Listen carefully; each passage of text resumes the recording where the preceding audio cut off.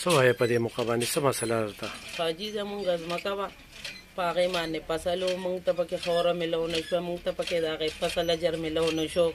هغه ځمکه زمونږ دغه شان دی کې د مجبورۍ نه پرته ده د ټیکټر پیسه مونږ سره نشته د غنمو پیسه مونږ سره نشته د ګنو مونږ سره نشته چې مونږ پې واپسې کې وکړو مونږ له هېڅ هم په ګوتو رانلل ځمکه هم لا دغه شان دی کې پرته ده د سیلاب نه پس د سیلاب نه پسه بچي مو واړه دي خاوند هم وفات شوی دی